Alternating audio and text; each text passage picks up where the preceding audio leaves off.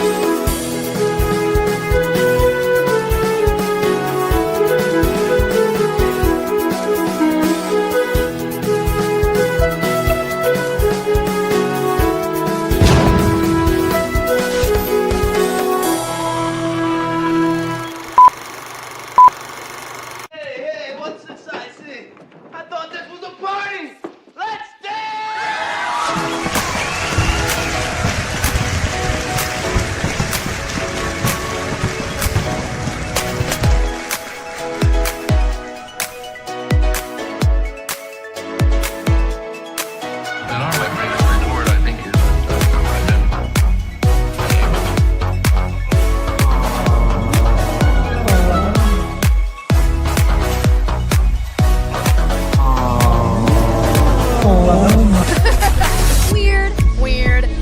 We're seeing Deadpool, oh my gosh!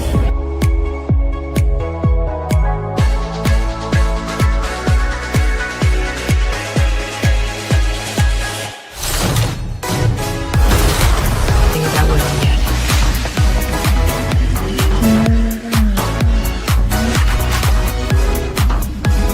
My sister has it.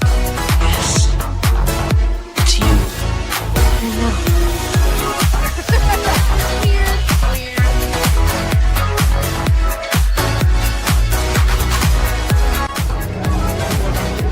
Wintertime here at Hogsmeade Village. Lieutenant Dane. Hello, Forrest. You got new legs. Titanium alloy.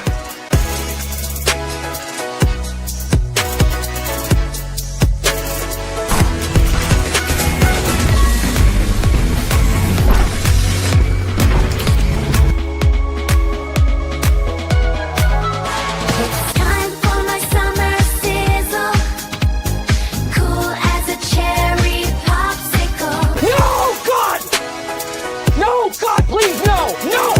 No! No! It's happening. It's dish time. I've always wanted to do this in front of you.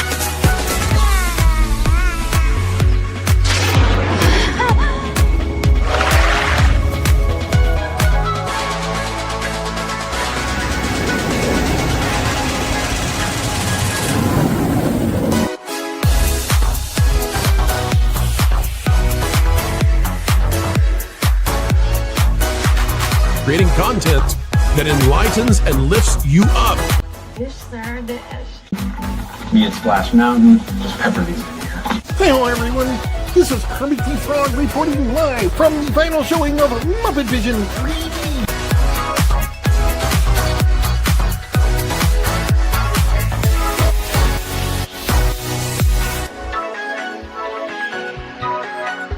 Right? God, I missed our daily dishes. Yes, indeed.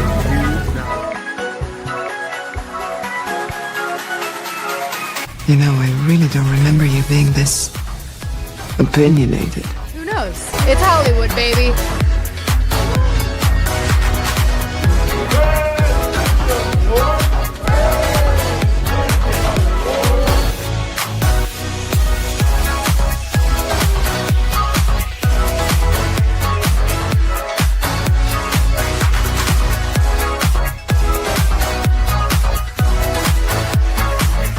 Ladies and gentlemen, it's time for the dish! Hey. So, let's dish. What do you want to dish about?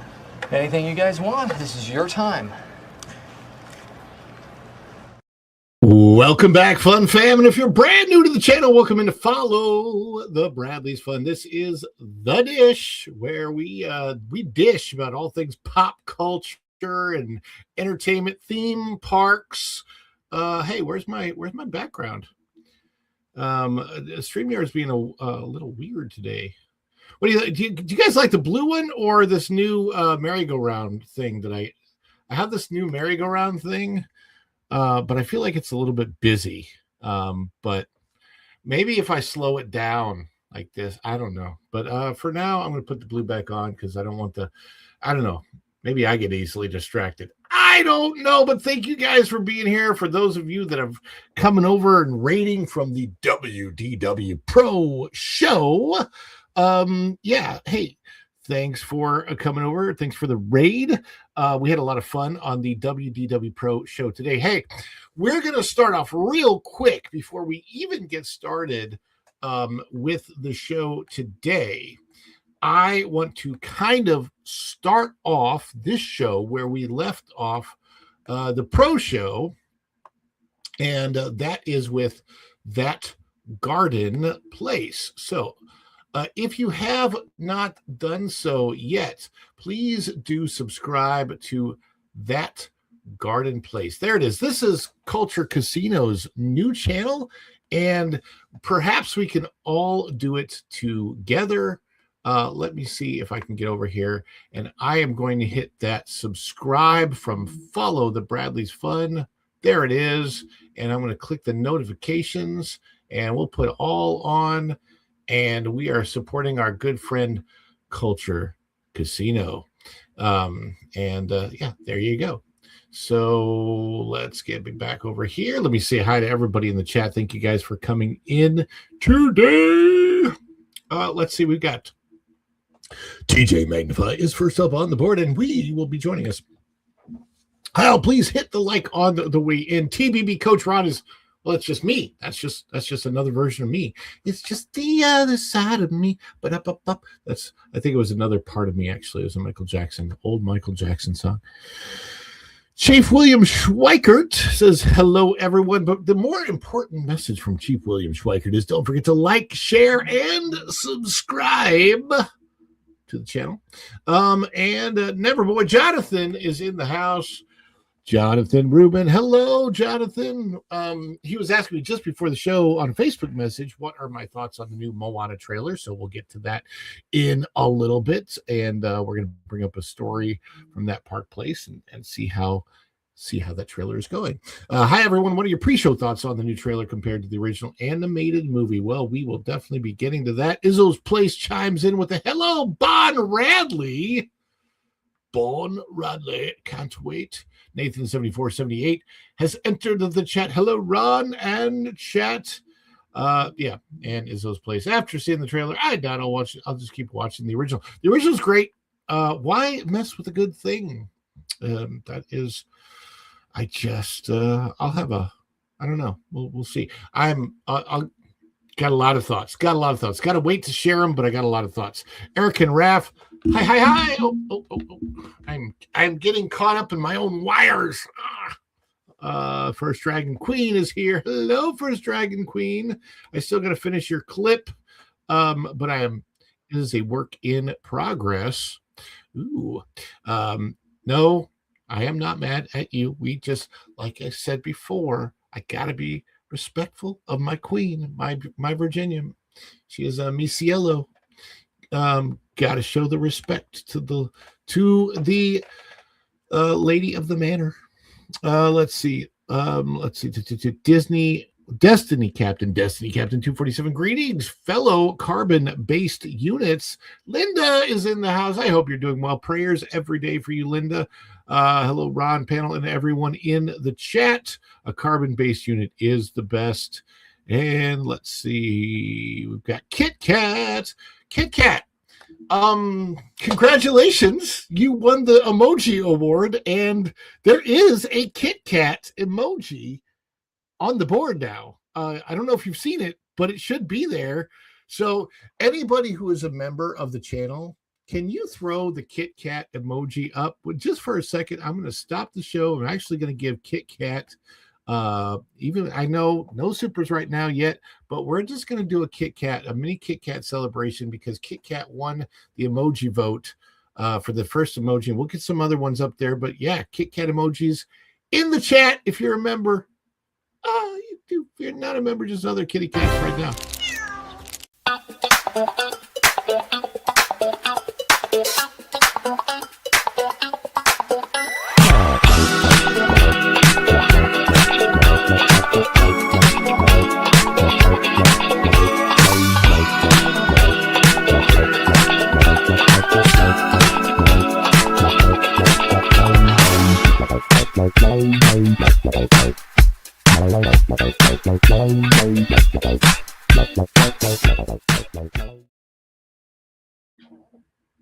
There you go. I hope you like it. I hope that's okay. If I'm asking, I might be asking forgiveness instead of permission. I'm not really sure, but hey, yeah, you got it. You earned it. People love it, and there you go, Kit Kat. Let's see here. We've got Erika and Raph. Hey, Kit Kat. And the first Dragon Queen, Texas 8412 is in the house. Equus Heart is in the house, 3334. See you there. Wild Man of Yavin. Yeah, absolutely. You can harass me all you want. Let's see. Griffin's View. Greetings and salutations, everyone. Hope it's a good day for everyone. YouTube is lagging for me today. Well, that's understandable. YouTube's got their issues. James Ford 8855. Hi, love the intro. Well, thank you. I worked hard on it. Let me see. First Dragon Queen, first Dragon. So I want to make sure magically MJ is in the chat. And let's see who else. I'm trying to make sure I'm not missing anybody. Clone Spartan 1998 actual.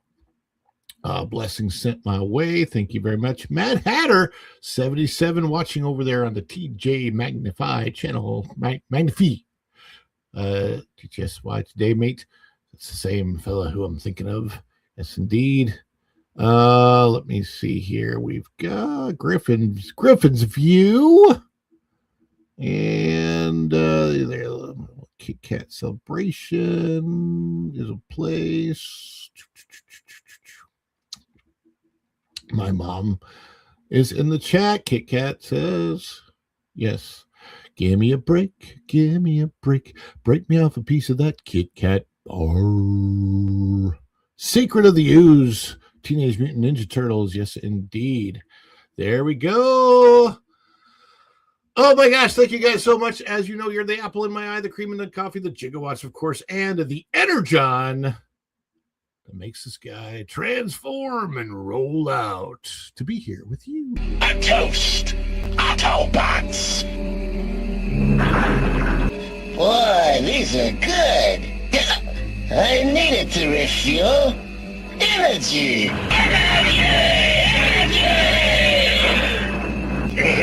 This stuff's the greatest. We do celebrate. Did I just say do? We do. We do celebrations on this channel, like I did just show you for Kit Kat. Whenever we have support from you guys, you don't have to support at all. Which you're here, you're in the chat. That is awesome. If you can't afford it, certainly don't. But any financial support we get from you guys, we are so grateful for every little bit of it. It just helps us run the show, helps me stay on point. So thank you for that. Super chat, super thanks, super stickers, PayPal, buy me coffee. Somebody becomes a member of the channel. Somebody has a member milestone chat. Somebody gifts memberships.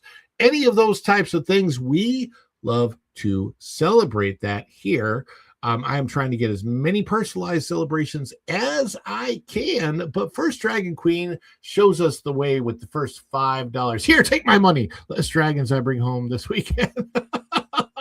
LOL hugs first. By the way, I don't know if you're in the chat. Butter Biscuit may or may not have come over, but I wanted to let you know that I did see the $2 super chat from you on the Pro show. Yes, indeed. Thank you, First Dragon Queen. Appreciate that. And so she is showing us how to get things started with the celebrations. We want you all to celebrate with us when we do this. And we're going to show you what a celebration is right now. Celebrate with us in the chat. How do you do that? You drop your custom emojis if you're a member of the channel. And if you're not, fireworks emojis, heart emojis, fun emojis, any kind of love emojis you want. We're going to do it. We're going to practice right now. You ready? Let's celebrate!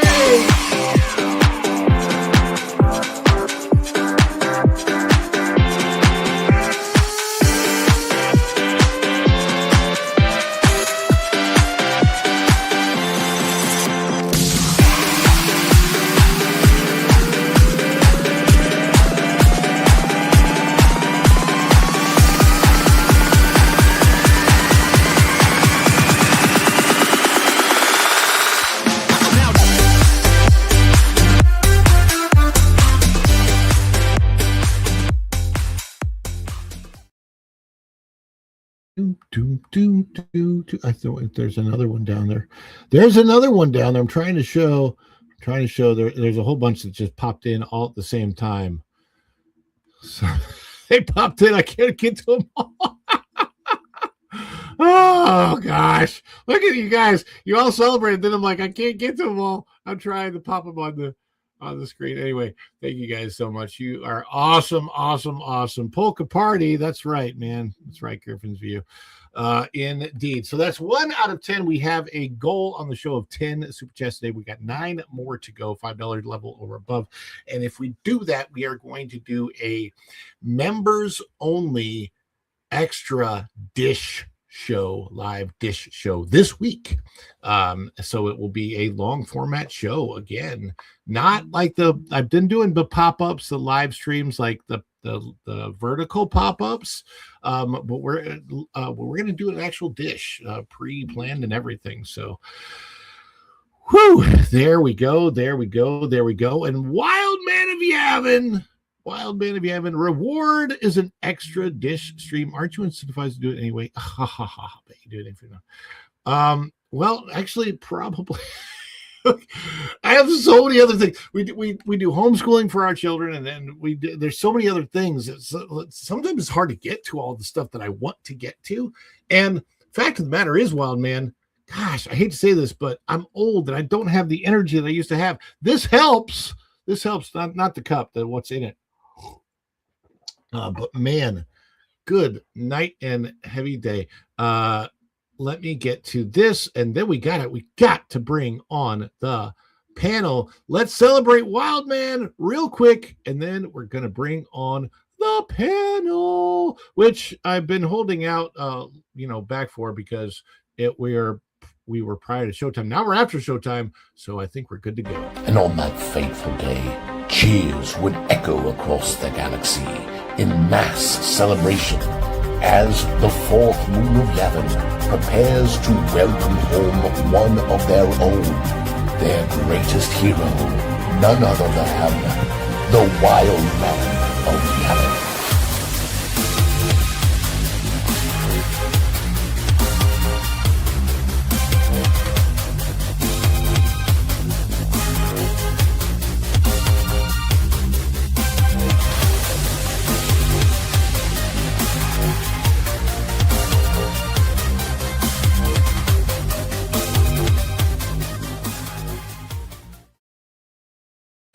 Yes, indeed. Let's get our panel on board here. Afternoon, everybody.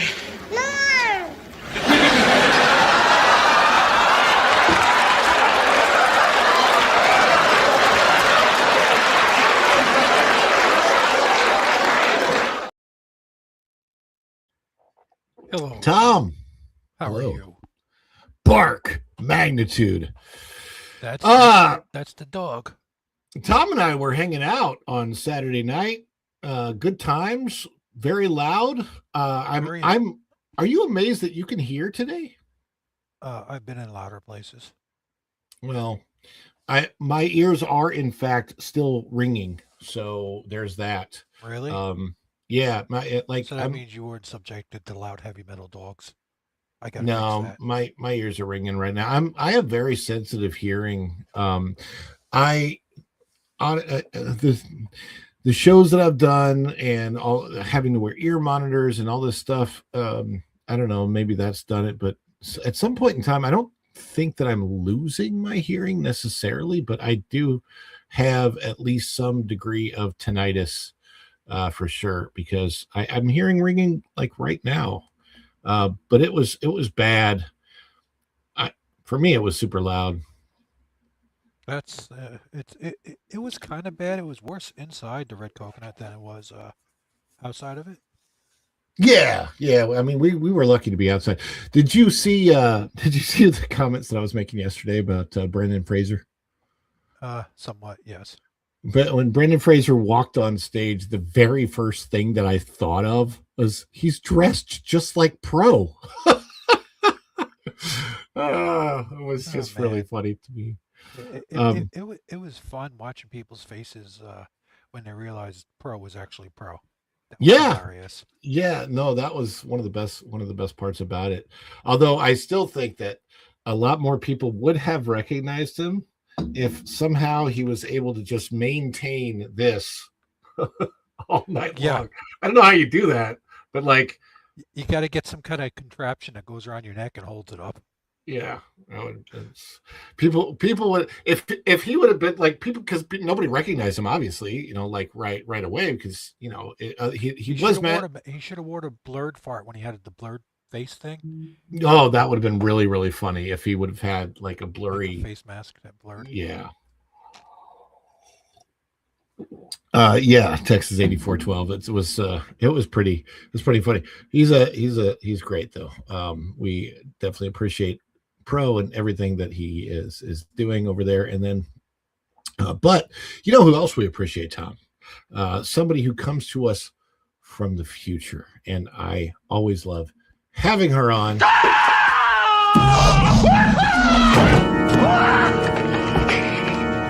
Doc, calm down, okay? Just calm down. It's me. It's Marty. No, it can't be you. I sent you back to the future. Hey, Doc, that's right, but I came back again. I came back from the future. Don't you remember last night? You fainted. I brought you home. This can't be happening.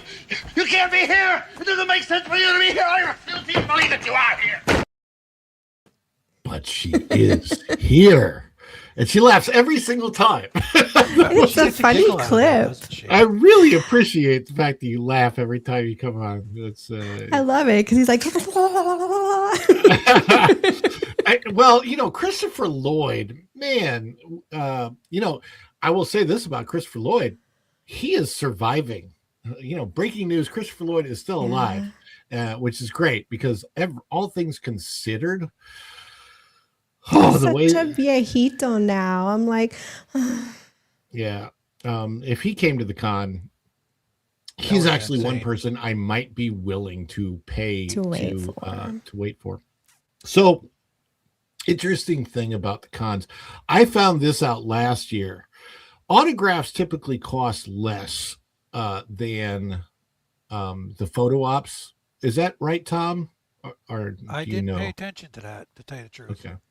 Well, from what I remember looking through the price list and stuff, and I haven't done it, I've never bought, but my understanding is autographs cost less, but at the autograph table, you can take a selfie with them. So technically you're getting a photo and an autograph. The difference with the photo op is that the photo op, you actually get a nice professionally taken photo, but I don't know. It seems like the interaction would be more personalized at the autograph table. Though it was really funny. I remember trying to get Dean Cain's attention last year at the con because, of course, we'd done a movie together. But I'm like, no, he's way too busy doing that other stuff, and I'm not going to get his attention. So don't even bother with that. How you doing today, Erika? Good. Having a snacky. Oh, yeah. She was showing us. I'm not even going to go there. Yeah, she was doing ASMR, opening the bag and everything. Now I'm hungry. Thank you. Yeah. No. Oh, you're welcome. Yeah. Thanks a lot. Thanks a whole diddle of a lot. But you know what? I hear a knock at the door from a spectral person.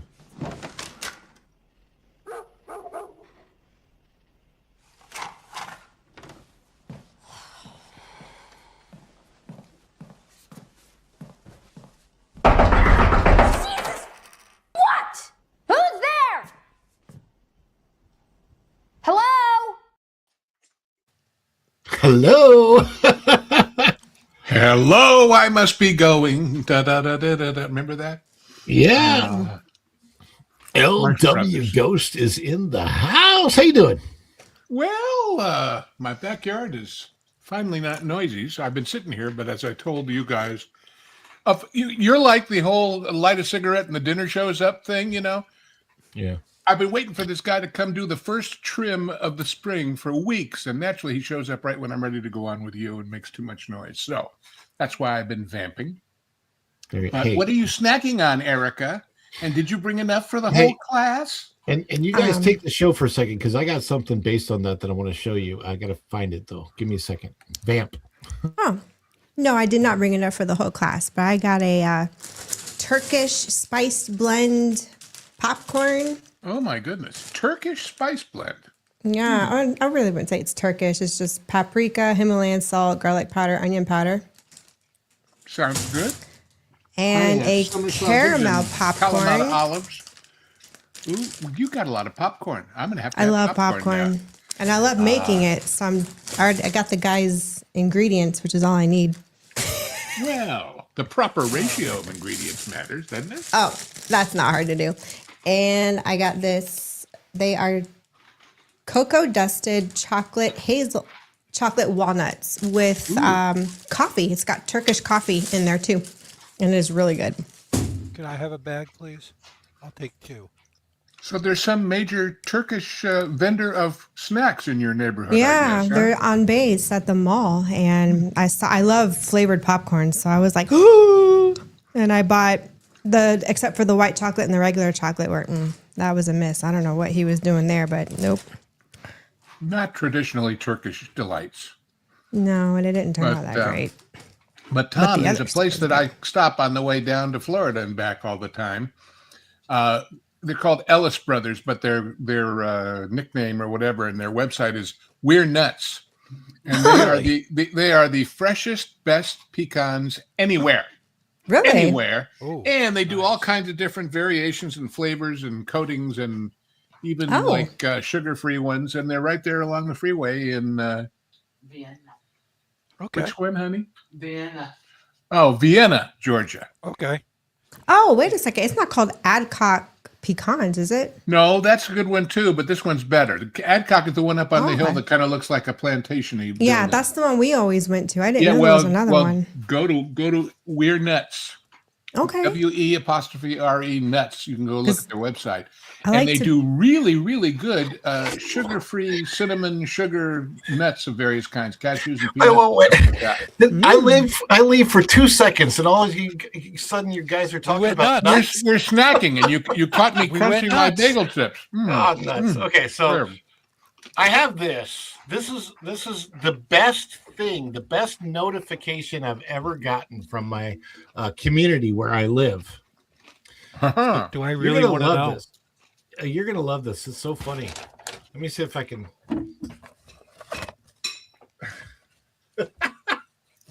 What on earth?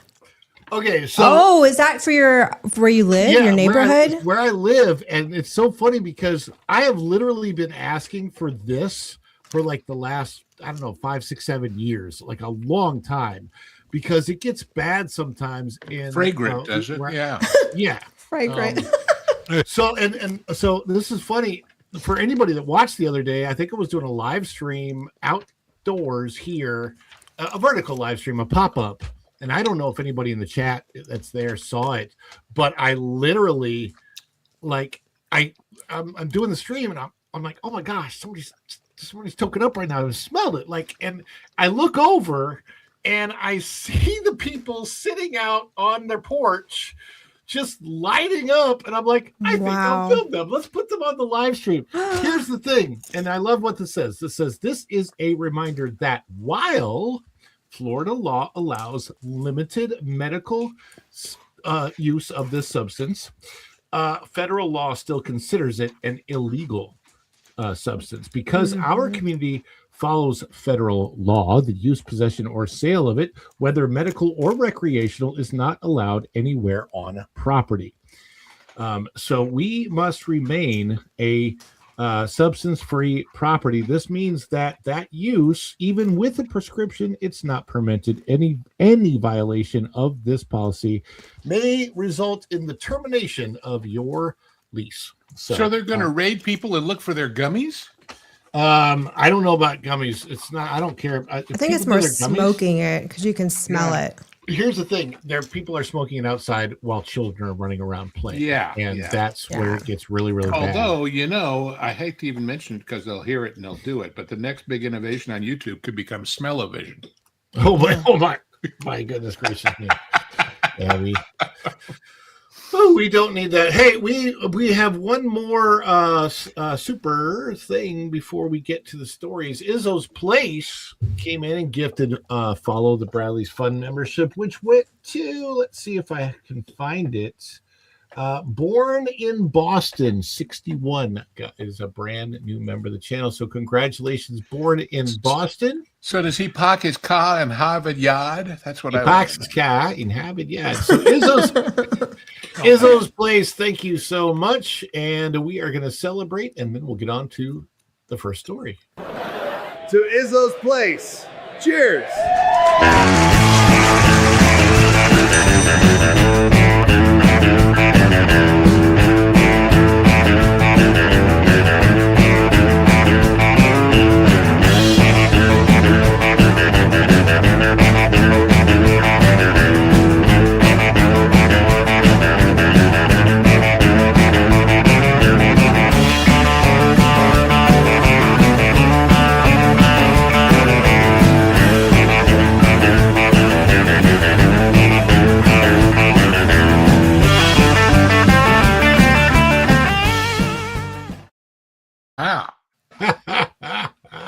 There we go. Izzo's Place, thank you so much. And let's get on to our first story of... Wait, do I have that up there? Do I have this? Okay. I want to make sure I'm ready to go. I think I am.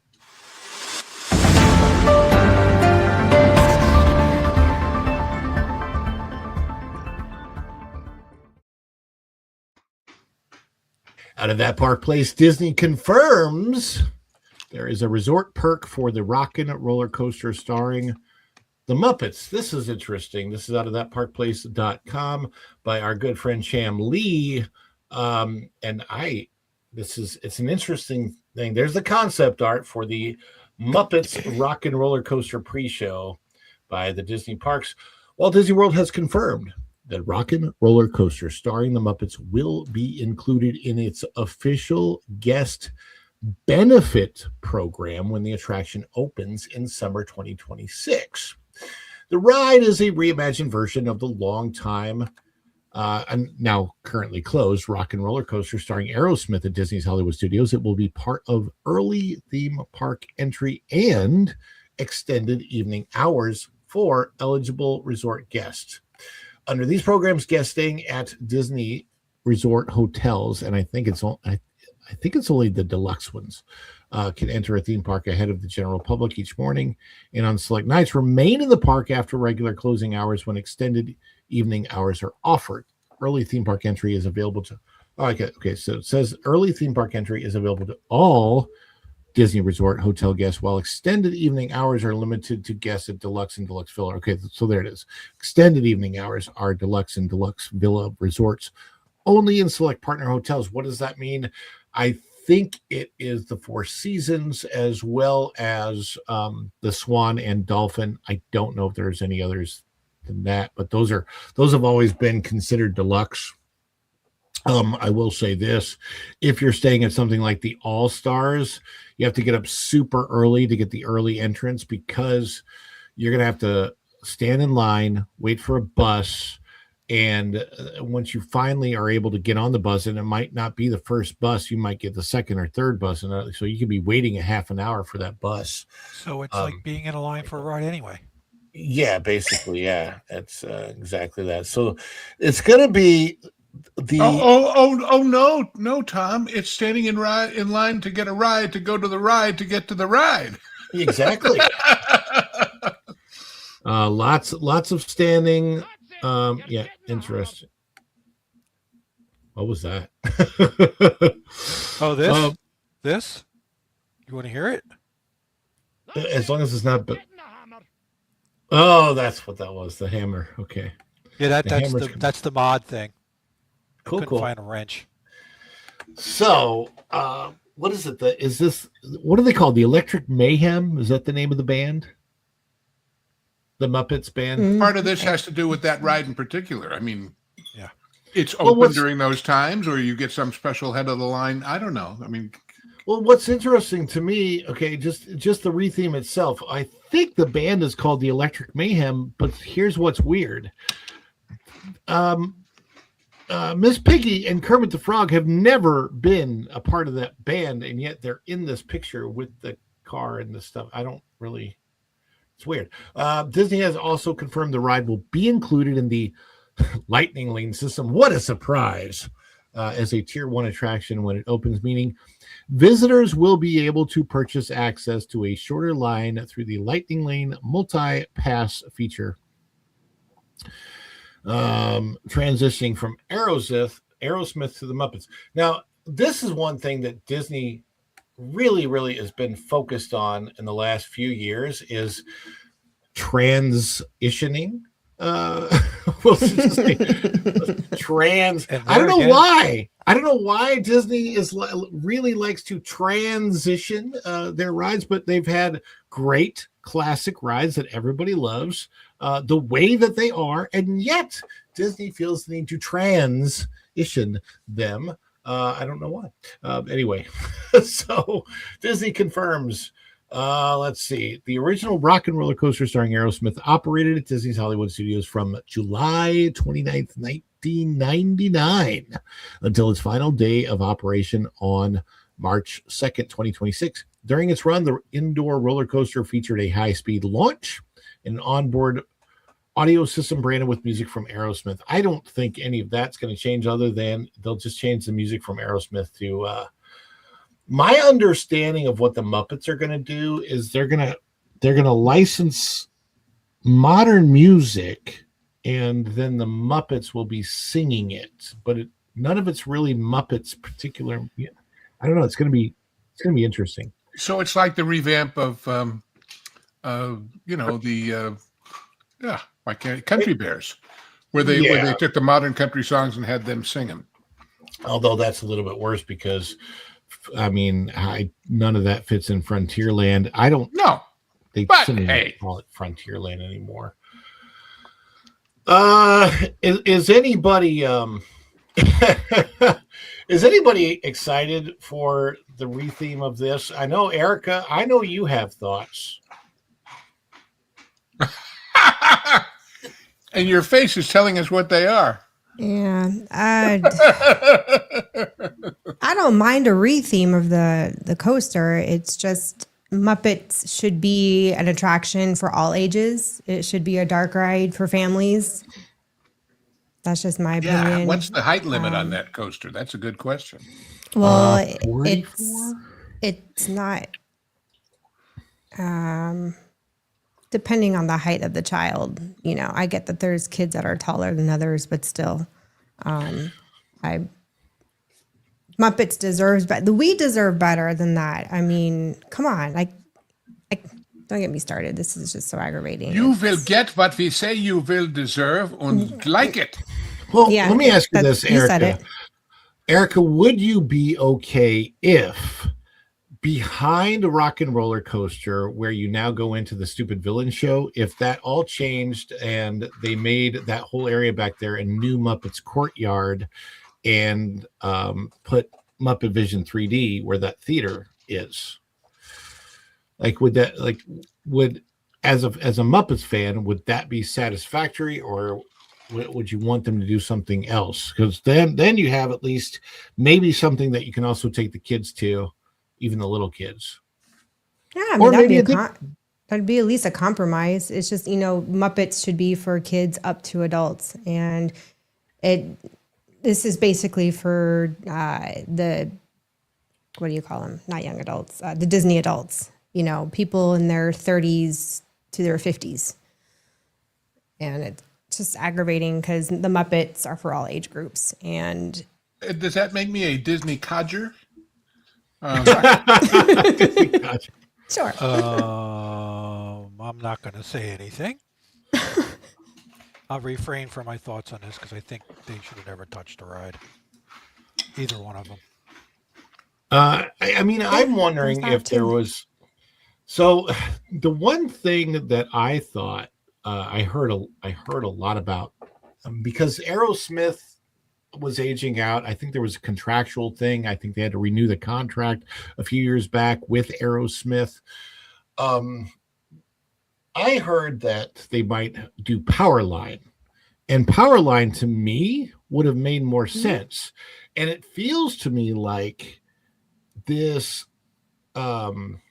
this makeover, this transition to Muppets might not even be permanent. Like it might I think they're going to try and see what the audience response is over the next few years, because if you know the roller coaster, you know that it's not actually that difficult to take out. Like what the neon street signs, things that they had for Hollywood that are there, those are pretty easy to change out for, different neon decor that they can shine lights on and whatever.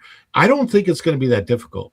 And so I think that if this is not super well received by audiences, that they could easily change it to Powerline, or if it is well received, that then maybe Josh Tomorrow gets a hint and changes the whole thing back there to Muppet Courtyard. I really don't know.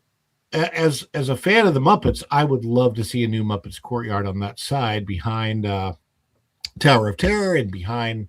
That's where that whole, it used to be the Darth Maul back there back in the Star Wars Weekends days. I don't know. Did you ever go to Star Wars Weekends, Erika or Lou? We always went, but not knowing it was a Star Wars weekend. We would just go and then you shut up, Neil. Oh, wow. Yeah, and it was but it was really cool. It's like being there and finding out it's gay day. You don't know in advance. I wouldn't go that far, but I mean, it was a surprise. Well, what was cool was seeing all of the characters and all their hair and makeup and costuming. I mean, it was just like I would walk by and just stare at them because it looked so beautiful. I love that kind of like costuming and makeup. And I mean, I wouldn't wait in line because I didn't know who the characters were, and I'm not an avid follower of Star Wars, but it was really, really cool. And you had the, I forgot what their names, the stormtroopers were walking around and. But I mean, Star Wars was busy. So it was different. full. Yeah. Oh, it was always busy. When I was at MegaCon, and we only went for one day, but MegaCon, the little Star Wars setup that they have at MegaCon, what bothers me is they do a better job with that than Disney did theming Galaxy's Edge. In other words, when you go to MegaCon, you are literally surrounded by droids, R2-D2, BB-8s rolling around. There's so many more, tons more Star Wars characters. It feels more like you're in the Star Wars universe in a small section of the floor at MegaCon than long ago in a convention center far away. It's I don't know if you've ever been. By the way, Ron, it's no knock on you or any of the other guys, but we having so many anecdoted stories from MegaCon, it's becoming band camp. Well, when I was at MegaCon.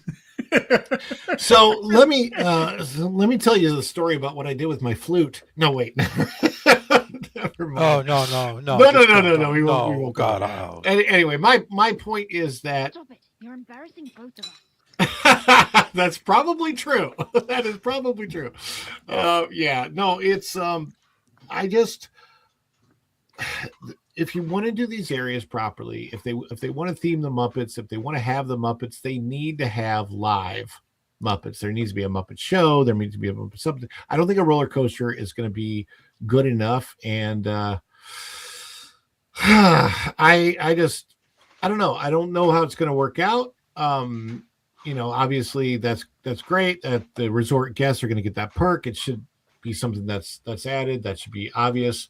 But what I'm afraid is going to happen really is they're going to say that they have the perk, and then they're going to take it away by taking away the night times and having basically, 30, 40 different night time paid only events, and they're going to turn it into that. I hope they don't.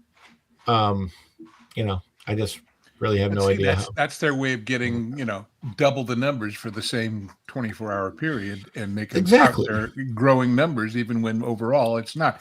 The other thing that doesn't make sense to me, I get opening it up early for everybody who's staying in the hotels as being a perk to stay in the hotels.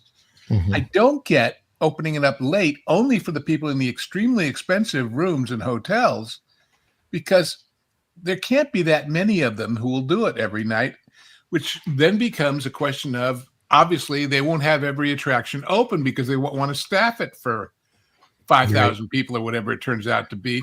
And is that going to incentivize you to spend an extra $300 a night or whatever it is to stay in one of those hotels? I just don't see it being a real incentive. I've always thought that those perks were the dumbest thing, because if I'm paying more money for the hotel, I'm probably going to want to spend more time at the hotel. And honestly, the resorts are, frankly, the resorts are nicer. A lot of people, Erika knows this. I know Erika and MJ knows this, that the hotels at Disney actually, like the recreation there. If you're staying at a Disney hotel, here's what you can do. You can roast marshmallows for free, usually for there's an hour or an hour and a half a night that they have free marshmallow roasting around a big fire pit. And then right after that, you can go watch a Disney movie on the lawn. And you could get food from the quick service and bring that out there. And your experience at the resort can be even more fun than at the park. And yet you're paying all this money at the resort to have an extra hour. And last night on the Pro Show, we were talking about Universal, and the idea, as everybody agreed, that Epic Universe is quote unquote a 2-day park to see it all. But I said, no, it's a 1 day and a 1 night, and that enhances the value of staying at the Universal hotels, because if you know you're going to go to Universal Epic Universe at night, you're more encouraged to spend the day at the pool and whatever at your hotel, which means you stay an extra number of nights overall. You see what I mean? Yeah, absolutely. So in that way, it's incentivizing. In the other way, I'm not so sure. I will say, I have not stayed at the Helios Hotel. I have walked out of the Helios Hotel in my Epic day. It's pretty darn cool to have that. There's nothing. The closest thing at a Disney resort that I know of is at Disneyland, California, the Grand Californian, I think is like that. But Helios, it's awesome. You're staying there. You literally walk right into Epic Universe. I just don't think the Muppets are going to do anything like that. When Universal starts doing fireworks a lot, and they're launching them from what is in effect the front side, the entry side of the Helios, it makes those rooms not have as nothing a view as compared to the ones looking in on the park, because granted, fireworks don't go off from the second they launch, but you will be seeing a fireworks show from your room too, as opposed to not at all. You know what I mean? As far as the fountains and everything. That's true. They'll probably have the fireworks view, and the one side of it you got a pool view, and then you got the park view. Everybody's got a view from the Helios, and having been on the top of the Helios, the view from up top, oh my gosh, it's absolutely spectacular. Plus you can see, there's that joke where this is actually true. I can see all the way to my house. I can actually see all the way to my house from there. It's very cool. And you know what's funny? To build Epic Universe, I don't even think they ever even talked about shape language. And so what we've tried to do is really bring that shape language from the architecture. But what we love to talk about at WDI is shape language. And we often refer to shape language. There's such iconic shape language in Spaceship Earth the attraction. We really wanted to make sure that we fused to that throughout the space. Yes, and you'll be getting...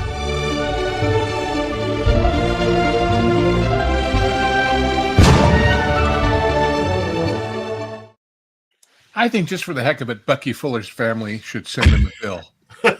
for stealing their shape language. There you go. I didn't mean to cut you off, Lou. I'm sorry about that. No, that's okay. That's okay. Anyhow, we do want to get back to the supers. John, no, not John. Sorry, Sean, formerly the artist John. Let's see. We've got has a member milestone chat member for 3 months, Ron, and to think you offered your lawn for MegaCon.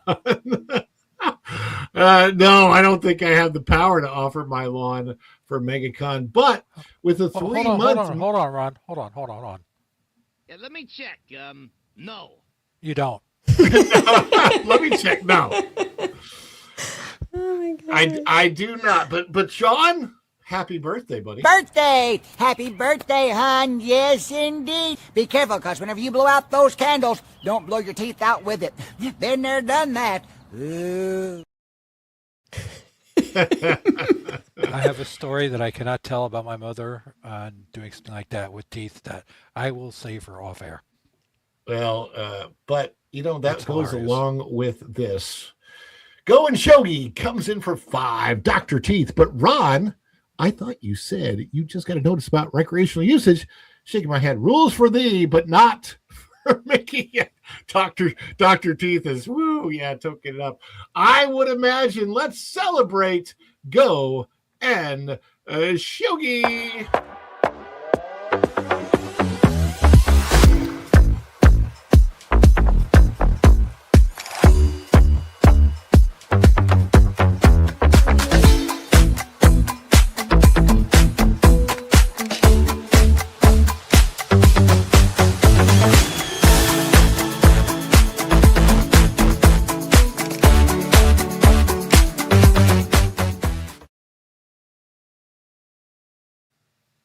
And we've got more. O2RR has chimed in for O2RR for $4.99.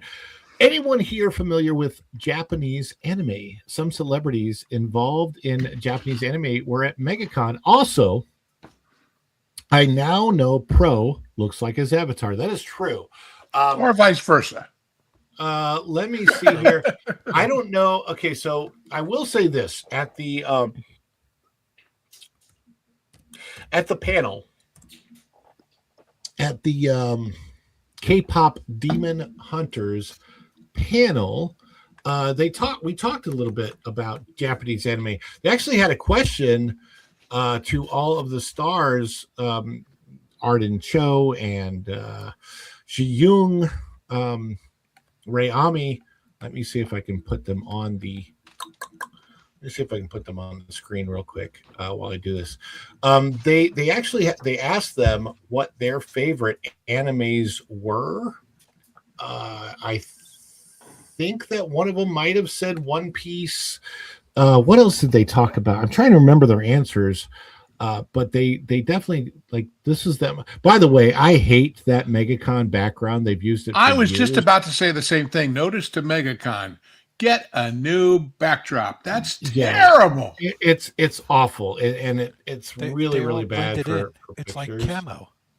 It kind of is, man. It's yeah. I got a few closer. It just. Yeah, I hate that backdrop. Really bad backdrop. But this is the girls from K-pop Demon Hunters. Arden Cho. They're also known for Teen Wolf. Apparently, I didn't even know that. And then the lady in the yellow was the one interviewing them and asking questions. And the panel was awesome. It got really to Lou's point. Yes, we're talking more about MegaCon. The panel was great. It got very emotional, and I really appreciated this panel in particular because it was Ray Ami there on the very far left, who I believe she said she was really truly just like about to give up everything in the entertainment business before she got this job. And of course, at some point in time, if you are fortunate enough and you keep putting yourself out there, you might be like one of them and get the job that absolutely changes your life. And for a lot of them, that's exactly what happened.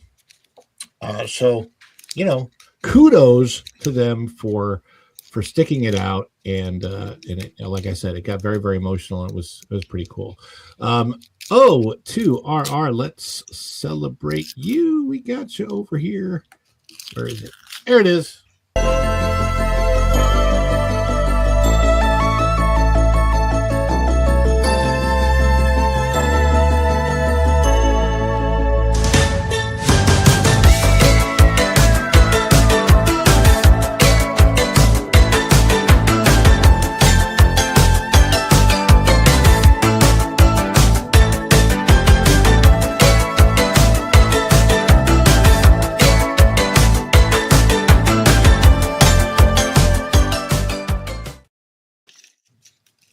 O2RR.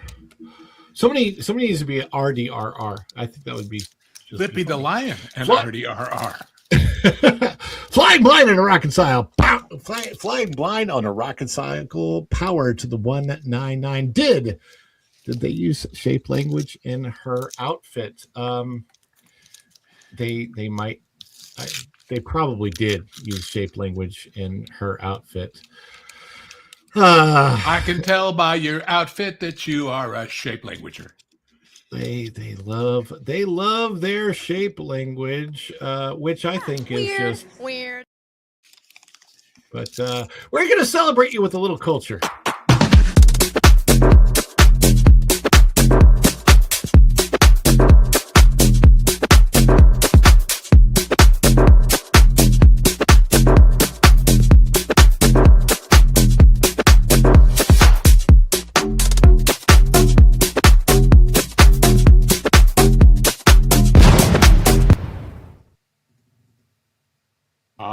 My partner in crime every Wednesday night at 11 for the Hollywood Backlot. That's right. With Lou and Hugh. And Texas 8412. Have we forgot about conjured architecture? What was it? What was the conjured architecture? I remember the remark, Erika. That was something about I don't know. I've not. Mountain, they conjured it out of an actual ride. They might have conjured it out of an actual broccoli spear, but I don't have culture to confirm that. Which okra, not broccoli, okra. Oh, that's right, dancing okra.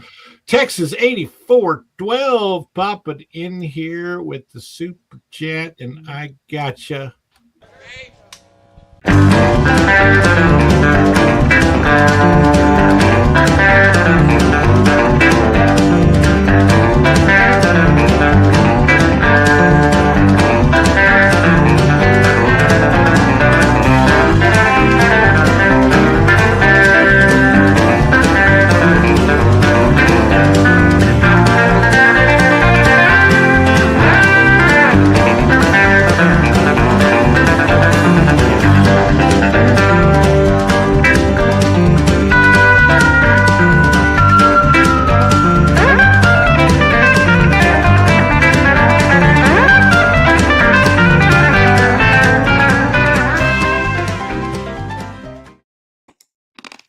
That might be one of my favorite ones. You know, it was not easy to make sure that the Dallas Cowboys cheerleaders were switching their hair right with the music. I'm sure you took plenty of time watching that and make sure that was right.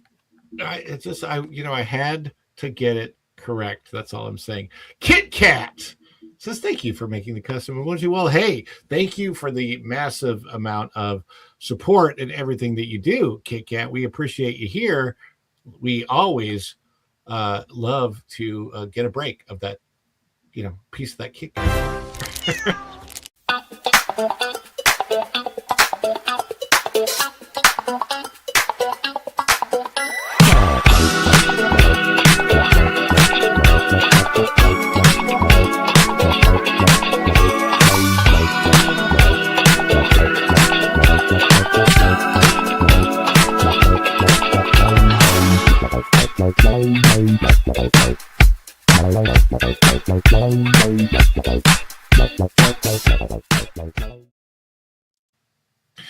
There we go. And I think that we are caught up on all of these supers for now. We're 6 out of 10 for the goal, which is awesome. We appreciate all of y'all. And I do believe it's time to launch our second story.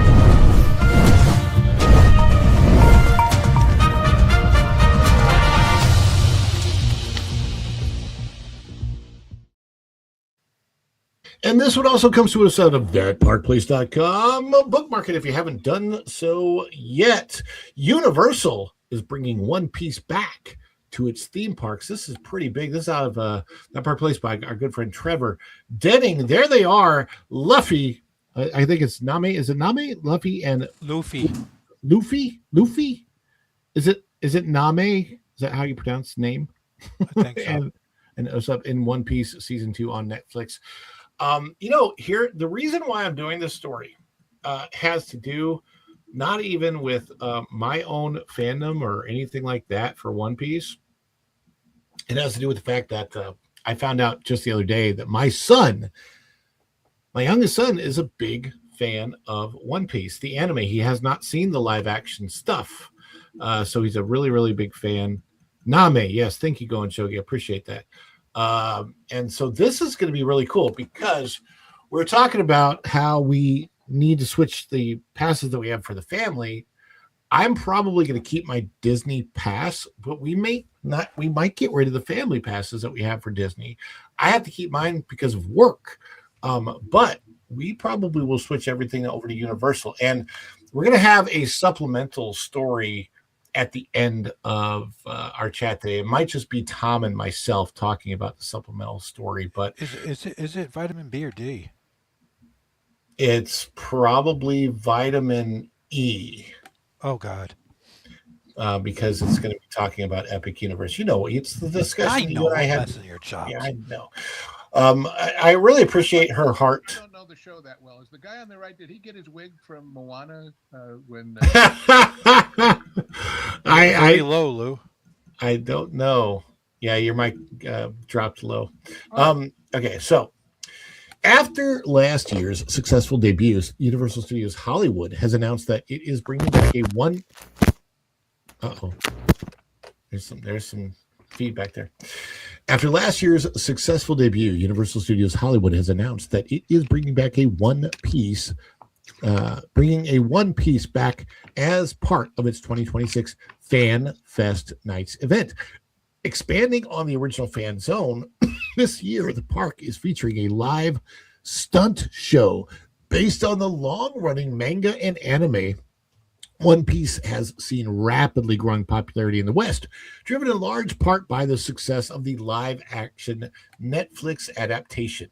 And in its promotional material, Universal promises a, quote, high-energy experience featuring explosive battles, splash-filled stunts, and a dazzling pyrotechnic finale, end quote.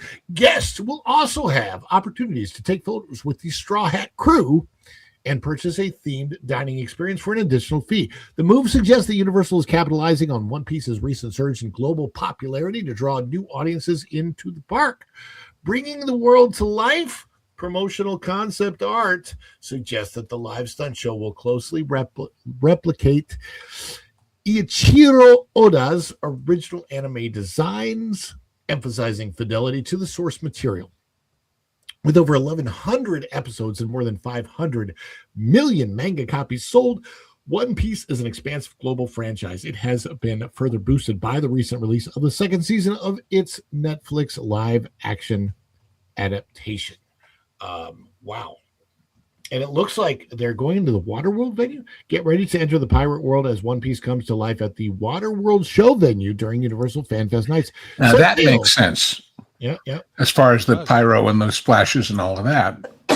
Yeah, and I loved that show. I'm glad to see that show is still going on, even though the movie it's attached to is it's kind of bizarre. It's attached to a movie that failed mightily. Yeah.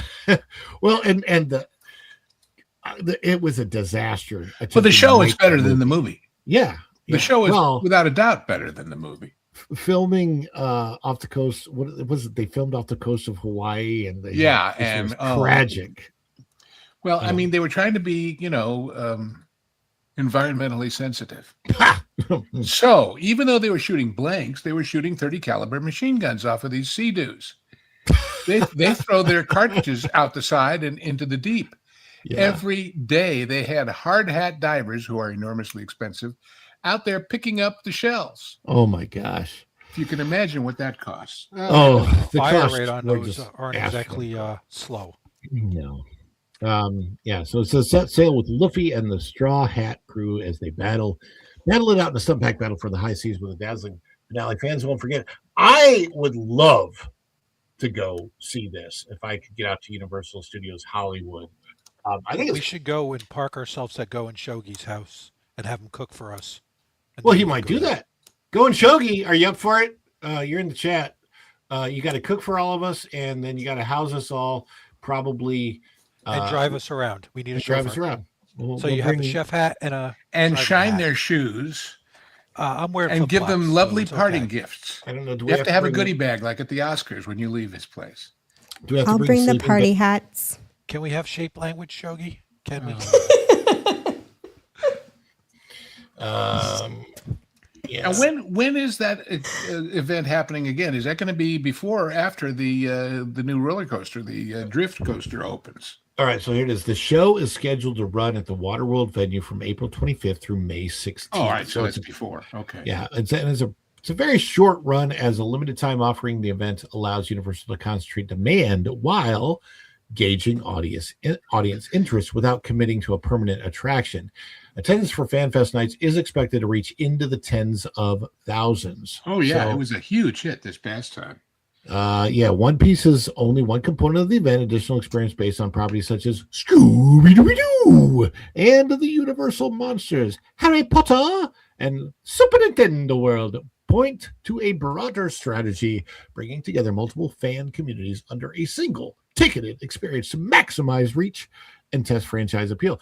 That would be very, very cool. I think that we'll just go ahead and talk about this supplementally to this story. Tom and I both received something from when they talk about gauging fan interest. Okay, so I think this is awesome. I think there's going to be a lot of fan interest. I'm hoping that means that they will eventually also bring One Piece to the East Coast over here in Orlando. Tom, do you want to tell the audience a little bit about what we both got from Universal in an email about gauging fan interest in some particular aspect of the annual pass program? Yeah. Are we allowed to talk about Fight Club? The first rule of Fight Club is we don't talk about Universal Fight Club. It's interesting what they're proposing. They had some good proposals, but there was a certain site that blown it all out of proportion, because we both didn't read anything about years of this, right? It didn't say 3 to 5 years or some kind of crazy thing like that locked you in, that they were saying. I don't recall that at all. No. And for those that are wondering what we're talking about the annual pass proposition for Epic Universe. There is not one yet, but we got an email that is out there. It's going out to pass holders to gauge interest about the Epic Universe. I'm going to see if I can find that article. Okay. Let me see, because there were some kind of weird. Okay, yeah. So I found it. Came up pretty quick. I will get that on the screen so that people can see what we're talking about. Now, the reason I'm bringing it up in conjunction with the One Piece story has to do with gauging fan interest for two things that Universal is doing. One, of course, is One Piece over there on the West Coast, but now they're also trying to gauge fan interest for what an annual pass to Epic Universe would mean. So out of Blog Mickey, and I don't know that they got the facts right with all of this. No, they did. I'm going to say that right now. They're wrong. Yeah. So they suggest 2-year or 4-year locked-in annual passes requires park. No. They're doing this to just blow. Unless hey, is it all possible that we got different emails than other people got. I don't Maybe know. I would love it if Universal, who knew they were sending it to, and they kind of spiked the punch, if you get what I'm saying. Well, here's what it says. According to blogmickey.com sources, and is this by Mike? Doesn't say who it's by. I think Mike is the guy that writes these. Anyway, according to blogmickey.com sources, Universal Orlando has begun sending out surveys to APs as they look to offer an annual pass for Epic Universe. The survey presented a wide variety of options, including discounted tickets, multi-year annual pass options, and more. Here's what we've quote unquote heard. They say, I don't know. So since publishing this article, they have an update. Even more people have reached out with information, including new to us options. We've updated this article with additional information. Epic Universe is considering multi-year annual passes and more. I'll start with a caveat. This is a survey. Nothing discussed here has been officially announced by Universal Orlando Resort, and there is no guarantee that any of these options will be implemented. That is true. They're surveying guests to find out. What it looked like to me from the survey is that they're putting feelers out. They're trying to figure out what their best options would be for creating some type of an annual pass that includes Epic Universe as early as they can while still managing crowd control. Is that what it looked like to you, Tom? For the most part, yes. They haven't. It looks like they're like, okay, we got a couple suggestions. These will change. So, and I found it interesting on the time frames they were saying, but they didn't really get into the reservation thing with it, how far out it could be. Because if you notice in parts of it, I think it said when you get these, passes, you have a certain amount of time to use them, but you don't got to pick it right off the bat.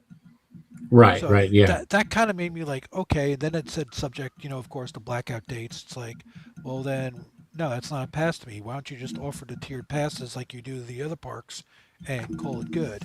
Instead of having the 3 parks, which is, your water park right now, omit the water park and just put Epic in its place. That would be logical. Okay.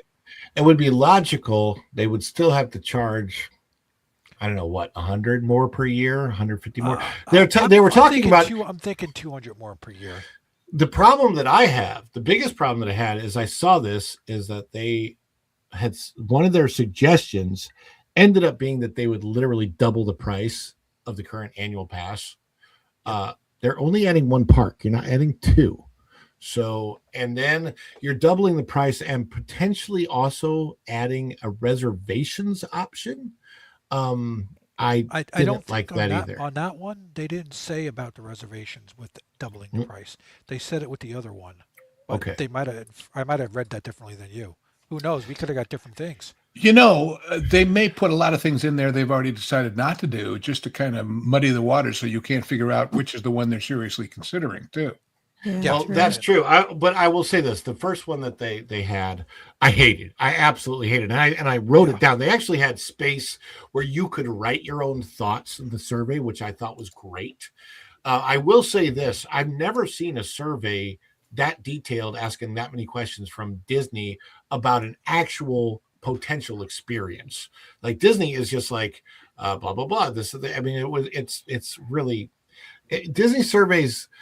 Disney surveys seem like they're designed to get the answers that Disney already wants, which is weird. And I'm like, why bother with this? Because I will inevitably stop filling out a Disney survey about halfway through because I'm like, this is dumb. You're trying to fish for the answers you want already. Well, sure, because they have to pitch to their bosses, and if they can say, not only we have this great idea that nobody thought of because we're brilliant, the audience loves it too. Look, here's the survey to prove it. Right. So but at least with this. But with this survey from Universal, it seemed like they were really trying to gauge interest. But the first one I hated because it was saying that what they'll do is give annual pass holders an option to buy discounted Epic tickets that can be used in a 3-month window, and you still have to make reservations. And it was really convoluted. That was bizarre. I read that and I'm like, Were you drunk when you came up with this idea? I bet. Yeah, I'm like, I literally said, I hate this idea. This is awful. 10 days in a 3-month period. Yeah, and then you got to map them out. To Lou's point, I could completely understand if they put that in there to muddy the waters because they knew everybody would hate it. But now, what if they did that for free and kept the price the same for the park? That would be a perk. That's a different thing. That would be a different thing. But I don't recall reading that Yeah, no. So if they said you have a 2-day annual pass option or your 2-park annual pass option, and then we're actually going to give you Epic Universe, and they're for 10 days out of the year. Yeah, 10 days out of the year. We are selecting maybe 60 days out of the year when you can use those 10 days, and you have to pick one of those days. So they'll know that the crowd control is low. I don't know. That would have been interesting, but they didn't clarify that. That would have been a good perk for basically for free to get to go to a new park. It'd also get people wanting to go to the new park too. True. Well, I know a lot of pass holders do not spend to go to the park at all. They didn't. They didn't go to Epic. Well, whether or not whether it's they're feeling out whether One Piece is going to be something that comes to the parks permanently, or what they're going to be able to do with the Epic Universe annual pass, and hopefully something does come online soon that everybody is on board with. I don't know where they're going with it, but I hope it ends up being super.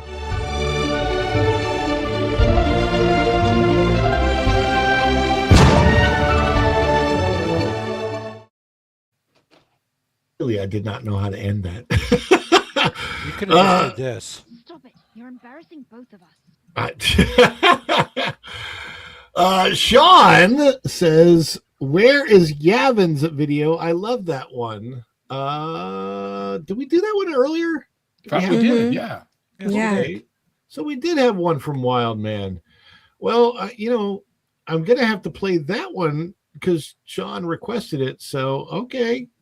Well, you requested Wildman's video. I will play Wildman's video. And on that fateful day, cheers would echo across the galaxy in mass celebration as the fourth moon of Yavin prepares to welcome home one of their own, their greatest hero, none other than the Wild Man of Yavin.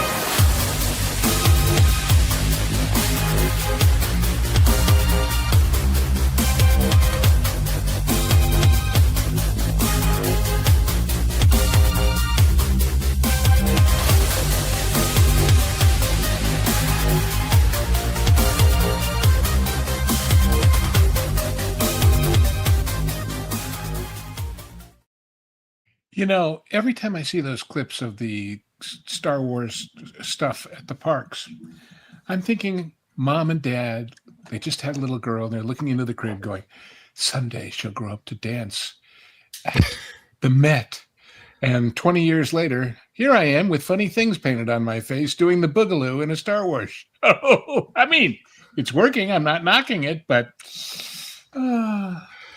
That is, yeah. We'll Lou, it could be worse.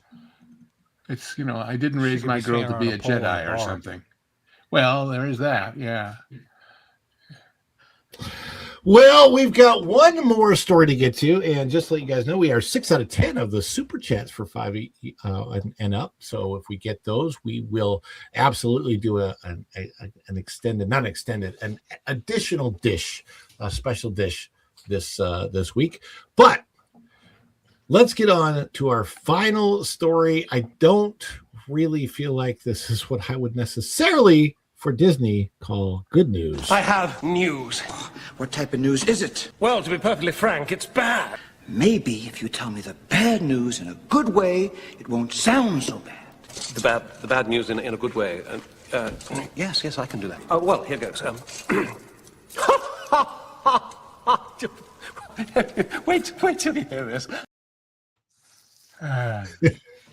The live-action Moana trailer destroyed by fans with a mass dislike ratio. This is out of thatparkplace.com by our good friend Trevor Denning. I wonder if it's possible to see, without messing up the audio here, if I can actually see what the like versus dislike ratio is on that right now. Let's just see if I can look it up on YouTube. Live action Moana trailer. Okay, let's get that. Let's see if I can bring it up. Shogi just wrote, "The Rock looks like a bad Old Spice commercial." Thanks. Old is the word. It's bad enough it's bad, but But when I saw these pictures of him in that wig, he looks ancient. He is showing his age, and that wig makes it worse. He looks like he put his face through one of those Midway things, with the whole rest of it painted on, and you just stick your head through the hole. Yeah. I don't think I have it on this browser. I think I have it on my other browser, the extension where it shows the dislikes. Yeah, I gotta install that. I haven't done that. So yeah, I do have it on a different browser, but I don't know if I can bring that browser up during the show without ruining, because StreamYard, blah, it happens. Anyhow, this is what I can show this at least real quick. Here is the trailer. This is from the official Disney YouTube page. Here's what you can see. I can't see the dislikes on it yet, but here's what you can see. It has 3.5 million views and only 36,000 likes. Exactly. Ooh. Out of 3.5 million views and 8,851 comments, that should be some good reading. Oh, let's I think they probably did this on the pro show, but you can check. Let's see. Let's just check some of the comments. All right, we'll just go. I have to admit, I do admire the bravery of Walt Disney Studios of keeping the comment section open. That wig they put on The Rock is killing me. What else can I say except, why did we need this? This comment section is the best book I've read this week. I like how they started adding real people. I saw that one earlier. I like how they started adding real people to their CGI cartoons. So this comment section is probably as good as reading the reviews on Amazon for sugar-free gummy bears. I want to go down. I want to let me dig deeper and into the comments section. Just like go way down. Okay, let me check. Could this money not have been spent on a new original animated story? We have the first animated Moana. It's lovely. Leave it be. A live-action remake with 90% CGI and 10% realism. Mm-hmm. The hierarchy of power in the Moana universe is about to change. Fans, how many live-action remakes are you going to make? Disney. Yes. Looks like The Rock in a muscle suit. It is The Rock in a muscle suit. He's actually wearing a muscle suit there. People, no thank you. Disney, you're welcome. What a classic SNL skit. Oh, wait a minute. That was a pretty good one. Yeah, it's this one. This thing is getting so ratioed because look, I mean, The Rock it's so cringe. What else can you say? Well, all I'm thinking is, do you know who absolutely hates the original animators of Moana? The makeup artist that then had to replicate all of those tattoos some kind of way every day for a movie. Well, I don't even know that they had to do that because I think so. You can kind of see. No, I'm not so sure. But either way, they can use stencils and what have you. But still, it's like, oh, sure, draw whatever you want. Well, there's no nipples. Yeah, it's in the. Well, it's funny, but like, the original didn't either. I see that, but I think this is my just looking at the picture alone. I have a personal opinion that I actually think that they should have, using The Rock's form, actually CGI'd him, like to make a real looking CGI Maui, because that wig doesn't look right on him at all. Like, well, plus the original, it's triangular. It's going out from his face. Here, it's straight down. And ditto the necklace. Could they not have at least changes given the him perspective. Couldn't they have given him that style, like in the wig? Like they made him look like Tarzan. The good news is they're going to do a live action of Peter Pan, and they'll use the same wig for Captain Hook. That's true. Unfortunately, they had a live action Peter Pan that did not go over well. well. Yeah, there you go. Well, I haven't even seen it yet. I haven't not. I tried to watch the live action Pinocchio, and I could not get. I didn't get very far into it because I wanted to throw up. And I'm not even kidding. Like, I literally was watching this and going, how could they ruin Pinocchio this bad? It was crazy. I don't know. Has anybody here in the panel tried to? Mm-hmm. Yeah, I saw it. Watch that live action Pinocchio. Nope. I could do it. What did you think, Erika? I don't think it was that bad. I've seen worse. There are other live actions that I think are worse, but I didn't think it was so terrible. This is funny. This is really funny. The Peter Pan was worse. One, Erika. The Peter Pan one was worse because the Peter Pan looked like Mowgli. That's and it's funny you bring up Mowgli because I actually like the Jungle Book live action. Yeah, that one was cute. It was good. I enjoyed it too. The ending was interesting, but I didn't hate it either. But I think that was Jon Favreau, and he's a better director. So, yes, the Ozempic Wicked Lady was in Pinocchio. She was the Blue Fairy. That is true. Yeah, she was. Let's get into the article. Dwayne "The Rock" Johnson is Maui in the Moana live action trailer. YouTube, Disney from Maui from Moana. Every time a live action remake of an animated film is announced, the same question surfaces. Why did this movie need to be made? The conversation seems to be growing louder with the release of the live-action Moana trailer. Within hours of hitting YouTube, the like-to-dislike ratio wasn't just notable, it came impossible to ignore. And it's not just the thumbs up or down telling the story. The comment section across social media are just as revealing. On YouTube, the top comment puts it bluntly, I have to admit, I do admire the bravery of Walt Disney Studios for keeping the comment section open. We read that. What the Moana live action trailer shows in just 7 hours, the live action Moana trailer racked up roughly 64,000 dislikes compared to about 31,000 likes. That doesn't necessarily mean audiences are rejecting live action adaptations altogether. Last year's How to Train Your Dragon was received fairly well. Still, these numbers are clear signal that viewers are pushing back against this remake. Yeah, because that just the characters for How to Train Your Dragon actually looked like the characters. They didn't look like you just broke somebody out of a geriatric home and slap a wig on them and told them to get in shape. Oh, even the muscle suit I think looks weird. I don't know, it's weird. That's what I'm saying. It's like, I can go back to his old wrestling stuff. Can you smell what The Rock is cooking? And right now I'm like, dude, it's overcooked. Go away. Yeah. Here's the thing, and it gets to the heart of the story. The original film debuted just 10 years ago and remains fresh in the minds of many. A significant portion of the online criticism is focused on how the animated characters have been translated into live action. Dwayne Johnson, who voiced Maui in the original, was widely expected to be a natural fit for the remake. Instead, his appearance has actually sparked the most discussion, and not all of it positive. Some commenters suggest there's something artificial about Johnson's look. How does his body look fake here? I know he works out. I know he's a big man, yet something about this feels really fake, and it isn't even just the hair. I hope he had fun doing it, though. The one thing I think will match well is his smile. It will look like the animated Maui. And, that's actually probably about the most positive of a comment that I've ever seen.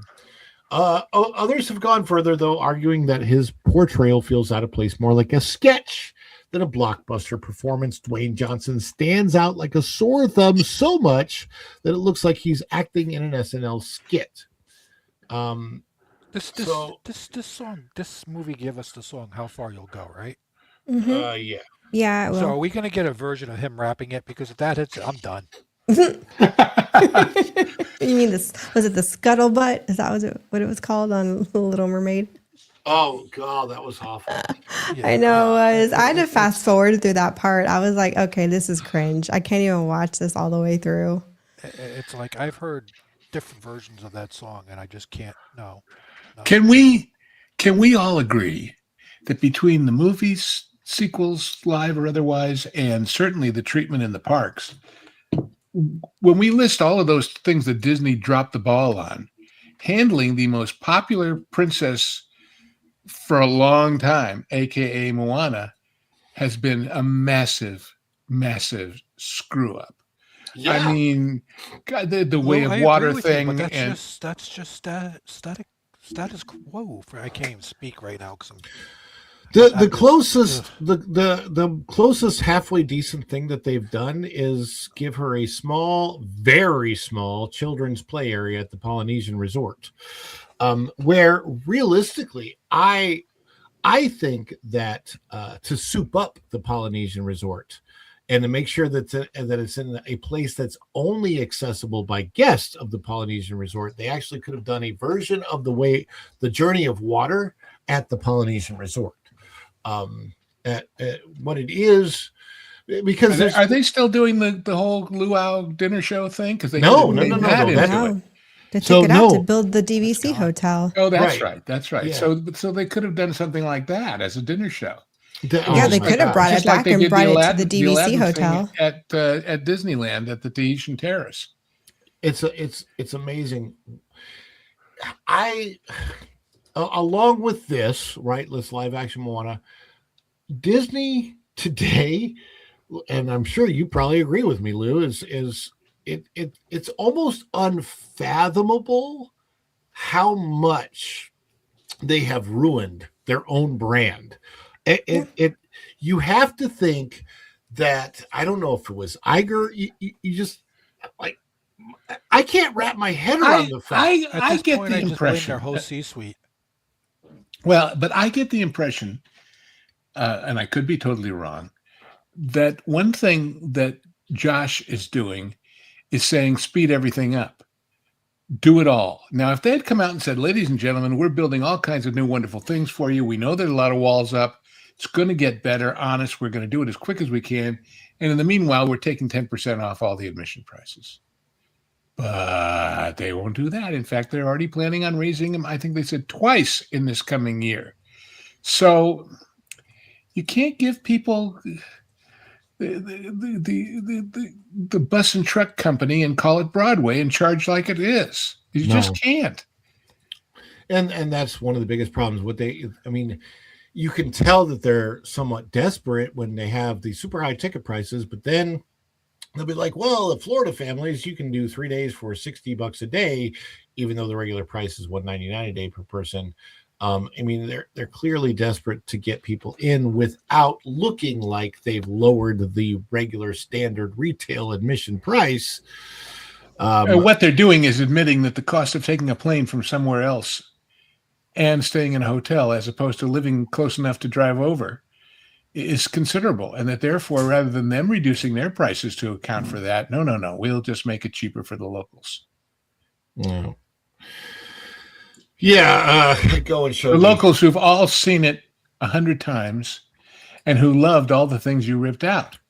Oops. I mean, I'm a local, and Ron is too. But me and my wife would go after work, hit Epcot, let's go grab some food or something, and before the reservations, this is rehashing, but we'd go whenever we wanted to. We'd have the top tier passes and go, and we'd spend and when I lived in LA, and stuff like that.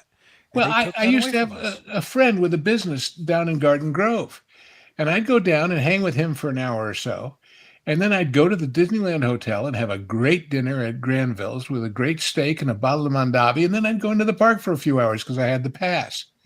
And then, largely because driving back from Garden Grove to the west side of LA in rush hour was a suicide mission.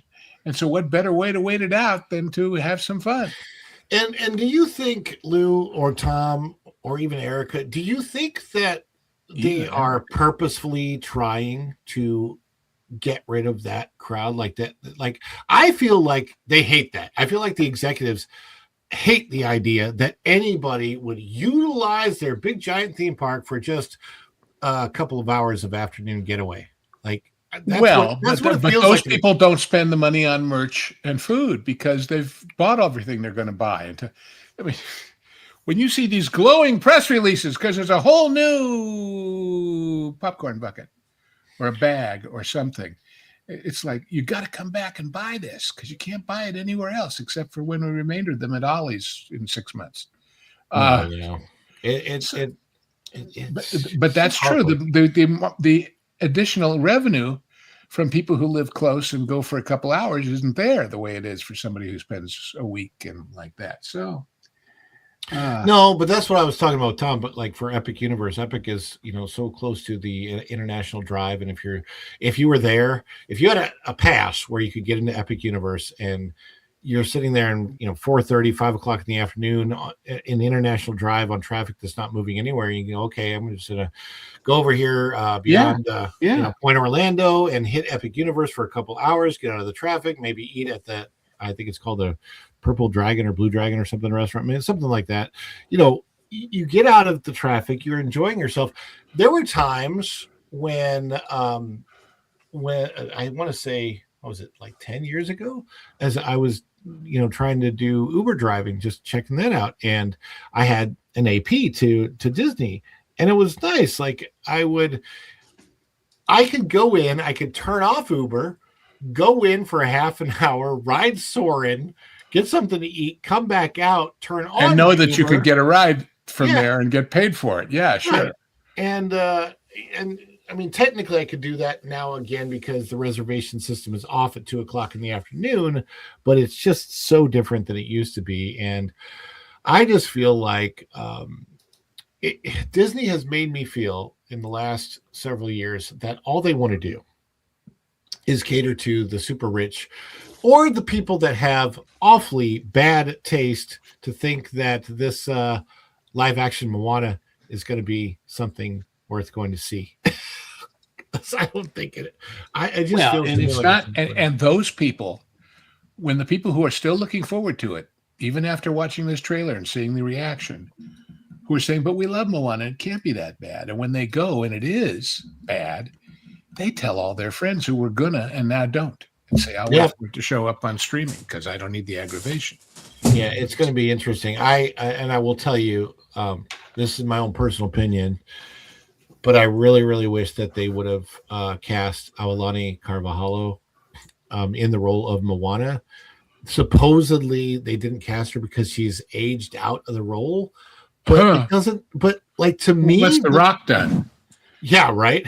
But like to me, Aulani Carvalho, you put her in the right kind of makeup, and she looks young. She has a very young-looking face, and to me, she still looks younger than the actual girl that they cast, who might in real life be 10 or 15 years younger than Aulani. I don't know, but she looks older to me.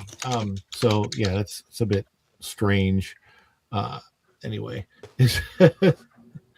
Is this still going on, or I'm an alternate? You are. It is still going on. Yeah, we try to go for about an hour and a half. All realities are alternate. Well, Lou, it looks like you've got to get. I got a boogie, gang. I'm sorry about that, but tell me, real life occasionally intrudes. Well, obviously, you can see right there underneath me at Patreon, I have this thing called Lou's Views, which is my views. And if you think my views are of value and they're on things, in some cases, totally alien to all of our discussion of movies and theme parks, and in some cases, giving them a how can you apply it to your life take. And in some cases, they're just an old fart talking, but that's fun too for some. If it is you, please join us there. Also, of course, I do the genre guys with Lorne and with Hangry Tables, and we have just made a major readjustment of our schedule in that this Saturday, which is when we record them, we're going to do a little tribute to a very, very famous man who has left us recently. And you'll see when that comes out. But we've got a lot of movies. And if you're a member of the Pro Channel, you get to see all, I don't know, there must be over 100 now, genre guys as part of your perk. And if you come to T3PO, they start showing up there about 2 or 3 months after they've been on the members only side of the Pro channel. So there's lots of ways to see that. And then, of course, every Wednesday night at 11 after the Pro show, Culture Casino and I voyage into the back lot and see what we can find out and try and tell you how things really work in the biz, as opposed to how you've been lied to by just about everybody but the people here. So that's generally what I do, and I pop up here and there and things like this. Always a pleasure. Well, thank you so much for being here today. We appreciate you being here. There is your Patreon link in the chat. Thank you, Go and Shogi, for putting that up. And Lou, until the next time, we'll see you real soon. Adios. Later, Lou. Bye, Lou. And Erika put this up, and I think I appreciate that. The current ratio is 86,000 dislikes to 36,000 likes. Yep. What can I say except you're not welcome, I guess? Oh my goodness. It's just getting weird. It's just really rushed. You know, they came out with, was it the sequel? And now they're putting this one out, and they're just, it's forced. And it's just not organic. And people are seeing the half, they're not giving it their all. It's just it's rushed. It's been thrown together. It shows the quality isn't there, and people recognize that. You know, people aren't stupid. I think a lot of people saw Dwayne Johnson in the live action version of Maui and thought this. What the hell does this have to do with anything? Tell me what's happening! What? I thought he was good in the cartoon version. I think he did exactly. That's what's so weird about it is you would have thought that would have been the perfect casting, and it didn't end up working. I didn't realize he had 8 on it because I don't keep up with him, so I didn't. And I didn't know how they were going to go about with hair and makeup and whatnot. But you got a guy who's got a bodybuilder body where the character was just fat. There's a difference. Well, I don't even think he was fat. I think he was supposed to be wide. He was short and. He was supposed to be wide, but that was supposed to be like. But he's a cartoon, so. Yeah, like it wasn't supposed to be the typical V-taper shape of a bodybuilder. It was supposed to be like, I'm a giant wrestler. You know who has a body a little bit more like that would have been Drax. I can't even think the actor's name that played Drax, but he's got more of a solid square type shape than the Rock's V-tape shape. And it doesn't really look right. It's Go and Shogi brought up a good point. Moana fatigue. I'm wondering if we're kind of experiencing that because everything has just been so forced and back to back and very quick, and there's just not enough break.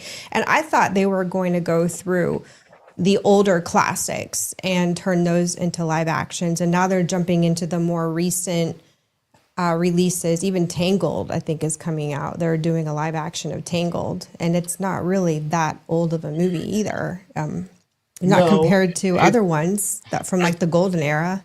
Here's the thing, like instead of giving us a new, let's say a new Black Princess, they gave us a remake of The Little Mermaid and changed the character so that should be a Black character, which makes it not Ariel, right? It makes it a different person. And it just, to me, it feels like they have lost their sense of creativity. You have Hoppers from Pixar, which is supposed to be new and fresh, but really that's just a rehash of Avatar. It just, there are the well of fairy tales that exist out there for Disney to adapt is deeper than what they've gone. And we could be getting new animations. I mean, Tangled was good when it came out. That was our new Rapunzel. And Frozen when it first came out, I thought was good. But now you don't need to do a Frozen 2, a Frozen 3, a Frozen 50. I mean, no, why don't they do another story like Rumpelstiltskin? We haven't heard that one. Scorpion meets Sub-Zero. I mean, if they want to take like fairy tale classics and turn them into animated features like they've been doing since Walt's era, the one they haven't done yet is Rumpelstiltskin. Why not do? And he was featured prominently in Once Upon a Time in the TV show. I know. I'm like, you guys are showcasing this character, but you've yet to come out with a movie, on that story and bring forward the princess and put her to the front line of, I forget the princess name in that story, but that would add to their princess line. It would. But, I mean, this is where they're going. Get there first. Universal might get there first. Guys, thank you so much for watching today. Tom, where can people find you on our interwebs? Be on my channel, TJ Magnify on YouTube. Your channel, Erika's channel, sometime popping up on Vash, sometimes on Pros That Game Place, and I'm around modding. I'm just like I say, the bad rash. I'm everywhere. And if you're bad, I will. That's it. You're getting the hammer. You'll get the hammer. Go visit Tom, TJ Magnify, and on YouTube. Erika, I know that we have some banter that we do on Fridays, and tell us about Brood Banter and your channel. So the channel is Hanging with Erika and Raph, and our stream is called Brood Banter. So you bring your brew, coffee, tea, beer, and we just sit around with friends and shoot the bull for about an hour and a half, just talking about highlights of the week, funny stuff, make it light and airy, funny. It's Friday, so we're celebrating the end of the week, start of the weekend, and it's fun. We have a lot of fun. This is Brood. I like the song. It's it's catchy every time I listen to the opening of that. You can thank AI for that, and Tom. It's not just AI. No, yes, indeed. And then, of course, follow the Bradley's Fun. We do theme parks news. We do pop culture news. All of that kind of stuff. Thank you for coming in. If you're watching this on the replay, hit the like button. If you've made it to this part in the replay, hey, congratulations. If there's a hype button down below, you can hit the hype button because I think that's a thing now. I don't really get what it does, but apparently that's something on YouTube. We appreciate it. Like, subscribe, click the notifications bell. As Valiant likes to say, when you click the notifications bell, you click it, you stick it to the YouTube algorithm and get notified of all of our uploads here at Follow the Bradley Fun. Actually, Valiant doesn't say that. He says subscribe and get notifications for Valiant Renegade his channel. Why would he advertise free? That doesn't make any sense. Anyway, guys, everybody out there, thank you so much for those who donated today. I think it was Flying Blind and a Rocket Cycle and First Dragon Queen. And of course, Go and Shogi. Thank you so much. Wild Man of Gavin. And I want to say definitely Kit Kat. Who else? O2RR. I saw you out there. And Izzo's Place, definitely. Thank you so much, guys. Everybody who has chimed in, thank you so much. And we'll talk about member emojis and all that kind of stuff the next day. Also, the giveaway is still going on. We have several people entered for the Figment giveaway. Keep looking out for those posts. I'm going to be giving it away probably the first full week in April, which technically is the second week of April after Easter weekend. We'll be giving that away. And so what I'm doing is posts in the community tab for members. And if you sign up under that post, you get entered. And the reason I'm doing it that way is not everybody necessarily wants the popcorn bucket, so I don't want to give it away to somebody who doesn't want it. So if you sign up that way, if you basically leave a comment on those, you're entered, and we're going to spin the wheel, and we'll be giving it away the week after Easter, the first full week of April. We'll give away that popcorn bucket. So thank you guys so much. Yes, thank you guys so much for being here today. Thank you, everybody that's chimed in. Thank you, Lou, for being here, and Tom and Erica, and everybody in the chat. You guys, of course, are our VIPs. Seeing as how the VP is such a VIP, shouldn't we keep the PC on the QT? Because if it leaks to the VC, you can end up an MIA, and then we'd all be put on KP. I would like to leave the room now. Oh, yes, sir. Thank you so much, guys. Until next time, we'll see you real soon. Bye, everybody. Ciao. Dishes are done, man. Cleans them down to the shot.